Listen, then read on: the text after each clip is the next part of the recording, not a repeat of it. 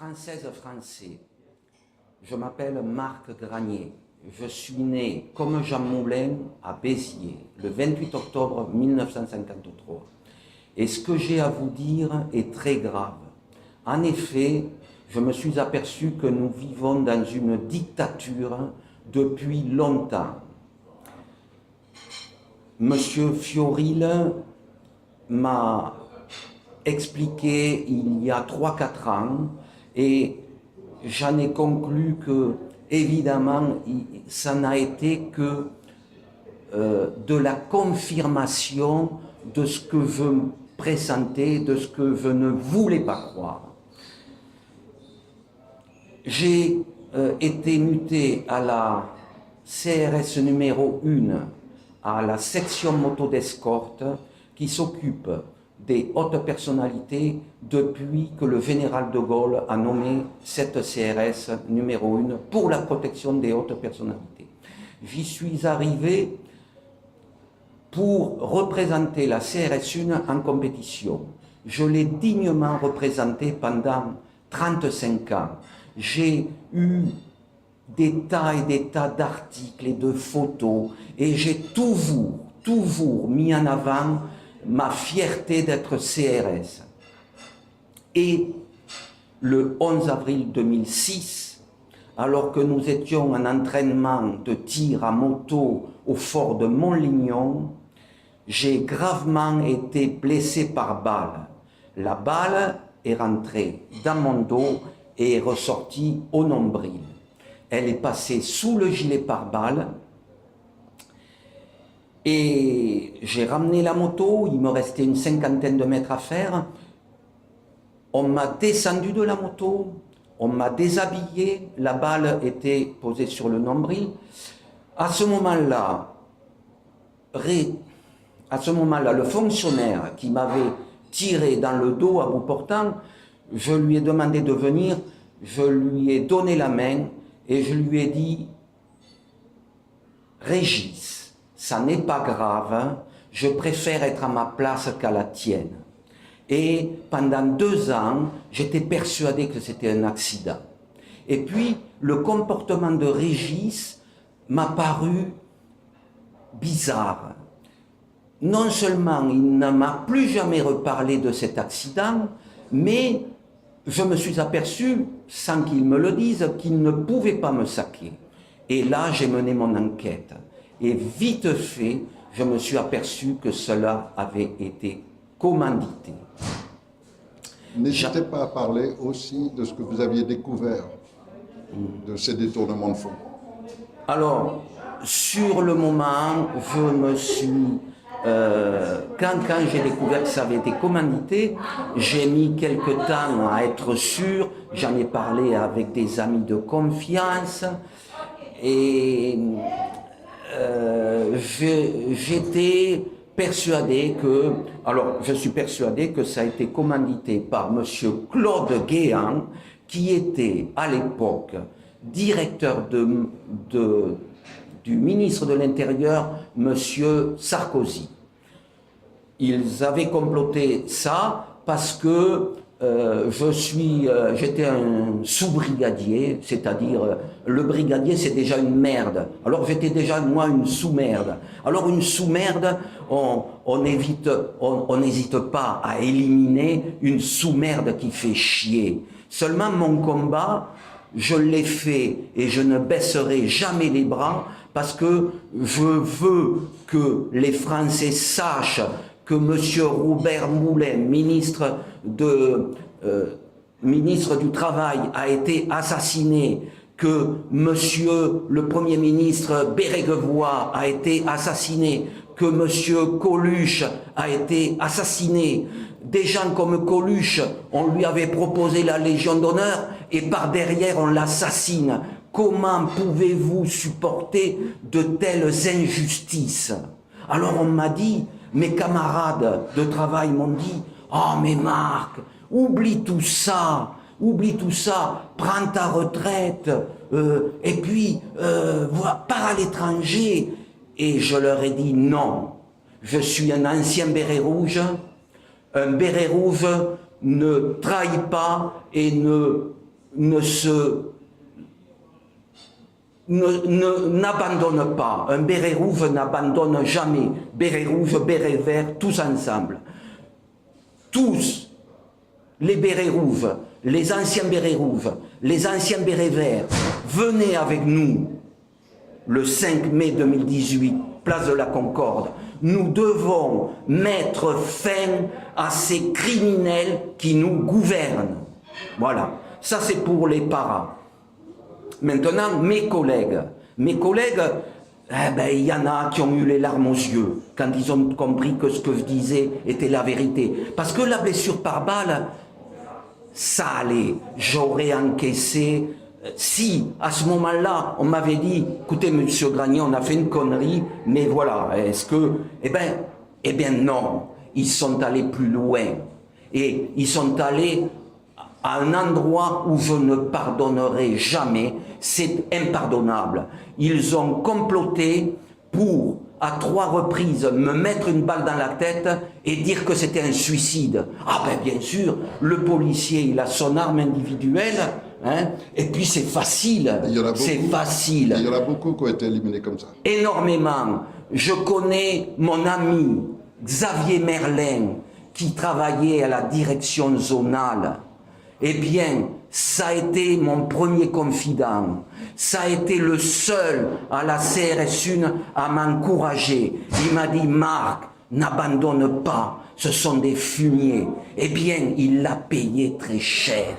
J'espère que c'est pas de ma faute si il a été tué, parce qu'il a été tué le lendemain de l'attentat du Bataclan. Et c'était quelqu'un qui connaissait énormément de choses. Je vais vous dire ce qu'il m'avait dit lorsque j'étais en interrogation sur l'affaire Mera. Je vais vous dire, et je vais vous dire que je pense que c'est pour ça qu'il a été tué. Eh bien, sur l'affaire Mera, il faut savoir que Mera, les Américains l'avaient intercepté dans les pays où ils s'entraînent pour le djihad. Et les Américains ont dit à la France, nous tenons un djihadiste français qui s'est entraîné dans les camps et qui rentre en France. Que faisons-nous? La France a dit, laissez-le. Et M. Mera était un agent qui travaillait pour la France. Seulement, cet agent-là, ils l'ont assassiné. Ils l'ont assassiné. Alors après, on invente tout ce que... Et alors, tout le monde descend, tous les partis politiques descendent à Carcassonne. J'y étais. J'assurais la protection de monsieur le Premier ministre, monsieur François Fillon, qui est un homme remarquable. Voilà. Alors, les hommes remarquables, on les dézingue. Ah ben ils auraient très bien pu empoisonner M. Fillon, ils auraient très bien pu, ils étaient capables de tout. Voilà. Alors, mon copain Xavier Merlin, grâce à lui, je suis encore en vie, parce qu'il m'a conseillé, et grâce à lui, je suis en vie. Il m'a dit, Marc, ils n'auront jamais ce que tu as dans la tête, tu sais que les planques, ça dure, mais au bout d'un moment, eh bien, c'est ce qui s'est passé et je leur ai toujours échappé. Il n'y a pas que ça. Je leur ai échappé parce que, personnellement, je suis convaincu que le bon Dieu existe. Je suis redevenu croyant, pratiquant, comme le colonel Beltrame, hein? Je préfère pas en parler, mais lui, comme moi, nous sommes des anciens parents et nous sommes des chrétiens. Est-ce que vous croyez qu'il est logique qu'un lieutenant-colonel se propose comme otage? Bien sûr que non, bien sûr que non. Tout a été préparé. Alors, je n'ai pas donné les précisions au sujet de mes tentatives d'homicide maquillées en suicide. Donc je vais les donner. Eh bien les précisions, elles sont toutes écrites, elles sont toutes minutées avec les acteurs de ces complots. Et j'ai amené à l'ambassade de Russie. J'ai été très très bien reçu.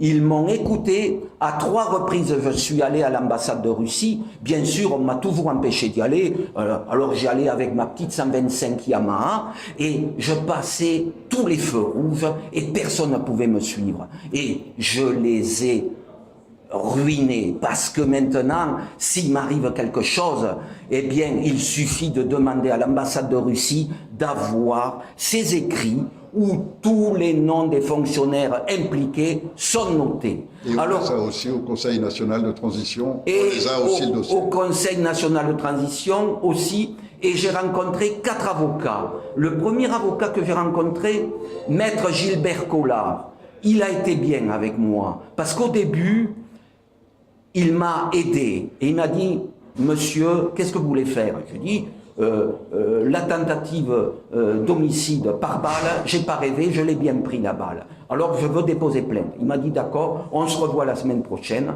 Et la semaine d'après, eh bien, il avait, comme vous, il avait été conseiller et il m'a dit que non, il ne pouvait pas m'aider. Je lui ai dit parce que c'est une affaire d'État. Il m'a dit oui, oui, mais il a été bien, il a été honnête avec moi parce que c'est pas le cas de tous les avocats.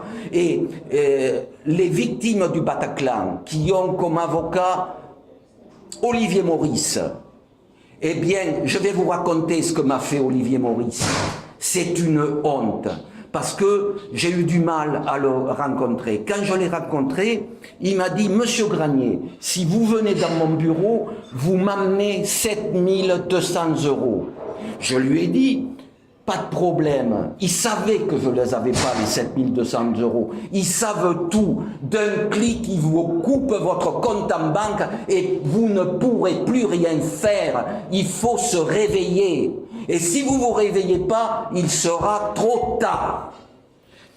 Qu'est-ce que vous diriez à vos collègues qui vont être envoyés par ces mêmes criminels qui ont usurpé le pouvoir? Ils vont se servir d'eux contre la tentative qu'on va faire le 5 mai prochain, donc dans 3 jours, d'offrir au peuple de France, enfin de sortir de toute cette gabegie, de tout ce marasme, de toute cette criminalité qui devient institutionnelle. Eh bien, je vais être solennel. Le 5 mai 2018, c'est-à-dire dans quelques jours, nous nous rassemblons des généraux de l'armée, des généraux de la gendarmerie, des hauts fonctionnaires de police, des hauts magistrats qui individuellement ne peuvent rien faire. Et ils savent que les traîtres à la nation nous envoient dans le mur. Donc, si le 5 mai, nous ne réussissons pas, nous ne pourrons plus jamais revenir en arrière. Et donc, je leur dis à mes collègues policiers, gendarmes et militaires, ce jour du 5 mai, n'allez pas sur Paris. Alors, PS, d'accord, mais pas les forces d'intervention, pas les forces de sécurité, pas les forces anti-émeutes, parce que nous, personne ne sera armé. Les bérets rouges, les bérets verts viendront avec leurs bérets, moi j'y serai, tantôt avec un béret rouge, tantôt en tenue de policier, mais nous ne serons pas armés. Mon arme, c'est mon bâton télescopique, parce qu'avec ça, je ne peux pas me suicider. Donc, je n'aurai pas d'arme, et les gens qui seront le 5 mai n'ont aucune arme. On aura un certain nombre de généraux de la gendarmerie, de magistrats, etc., qui seront avec nous, et beaucoup de femmes de policiers qui se sont engagés à être aussi avec nous. Ce qui veut dire qu'en fait, les CRS qui vont être envoyés risquent de s'en prendre aux femmes de leurs collègues, de s'en prendre à leurs supérieurs, qui sont intègres et défendent la nation. Et ceux-là vont défendre le Conseil national de transition, vont être dans nos rangs. Les policiers qui viendront, nous serons pour la paix, nous ne serons pas armés, nous n'allons pas violenter les forces de police. Les policiers qui viendront ne pourront pas dire qu'ils ne savaient pas. Je leur demande de ne pas écouter les ordres de la hiérarchie franc-maçonne, parce que ceux-là sont des traîtres à la nation. Et ceux qui vous obligeront à y aller, je vous le garantis, vous n'aurez pas d'excuses. Si vous y êtes, c'est que vous aurez voulu, parce que je vous ai prévenu. Moi, je suis qu'un petit trou du cul, mais vous ne pourrez pas dire que vous ne saviez pas. Merci, Marc. Une dernière chose, je lance un appel à l'ancien Premier ministre, M. François Fillon. Je lance un appel à l'ancienne garde des Sceaux, Rachida Dati. Et je lance un appel à Marion Maréchal Le Pen, que j'ai rencontré à l'Assemblée nationale, pour qu'il fasse un communiqué de presse pour faire savoir au monde entier que le Conseil national de transition existe. Je vous demande du courage, il faut du courage, mais faites-le. Et si vous ne le faites pas, vous ne pourrez pas dire que vous ne saviez pas. Je sais que vous êtes comme moi, que vous êtes chrétien, je le sais. Parce que je me renseigne et je sais. Alors, sauvez la France, et pour sauver la France, bien sûr que vous n'allez pas venir avec nous, mais informez la presse que ça existe, afin que la presse soit obligée d'informer les Français. Parce que, pour vous dire, j'ai amené à Motojournal, j'ai amené à Motorevue, j'ai amené au Progrès, à Lyon, qui m'avait sorti un article remarquable en 82 à la suite de ma victoire aux 24 heures de Barcelone, comptant pour le championnat du monde d'endurance. Il m'avait fait une pleine page, il m'avait mis en première page. J'étais un policier motocycliste qui brillait en compétition, mais à l'époque, les motocyclistes policiers, on ne leur jetait pas des pierres dessus. Et pourquoi on leur jette des pierres dessus? Parce que Sarkozy a fait la sanction automatique et c'est inadmissible. Un policier, il est seul juge. Et donc, je vous dis, tous les Français qui m'écoutaient, la sécurité routière sera faite par des anciens motards de la police nationale, des anciens motards de la gendarmerie nationale, et ça va changer, ça va être fini ces conneries de 51 à l'heure et bing, et on vous prend, et on vous prend, et on vous prend. Vous en avez jamais assez qu'on vous prenne de partout. C'est bon, réveillez-vous, venez avec nous. Voilà. Merci, monsieur Granier.